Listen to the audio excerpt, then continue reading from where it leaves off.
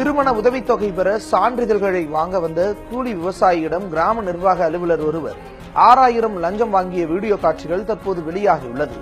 விழுப்புரம் மாவட்டம் கள்ளக்குறிச்சி அருகே உள்ள ஈயனூர் கிராமத்தில் விஏஓவாக பணியாற்றி வருகிறார் சவுந்தரபாண்டியன். வருகின்ற 9ஆம் தேதி ஈயனூர் கிராமத்தைச் சேர்ந்த விவசாய கூலி முருகேசன் மகன் ரம்யா என்பவரின் திருமணத்திற்காக உதவித்தொகை பெற வருமான சான்றிதழ் கேட்டபோது சான்றிதழுக்கு 7000 ரூபாய் லஞ்சம் கேட்டுள்ளார். கையெழுத்து கேட்டபோது 4000 ரூபாய் கொடுத்ததால் ஆவேசமடைந்த விஏஓ மீதி ரூபாய்க்கு எங்கே செல்வது என்றும் கடும் வாக்குவாதத்தில் ஈடுபட்டுள்ளார். அவர் உட்காந்துருக்காரு, நான் உட்காந்துருக்கேன். அவசரம் எல்லாத்தையும் அவசரம்ன்றியா? அவரு சார் அர்ஜென்ட் இருக்கிறாரு. அக்ரி உட்கார வச்சுட்டு உங்களுக்கு போட போறாரு. நீங்க உங்களுக்கு நேரம் ஆகுங்களா?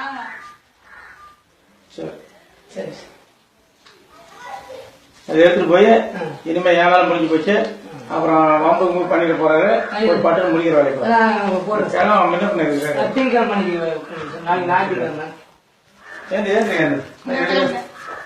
அவனுக்கு போன் பண்ணியா? வச்சுங்க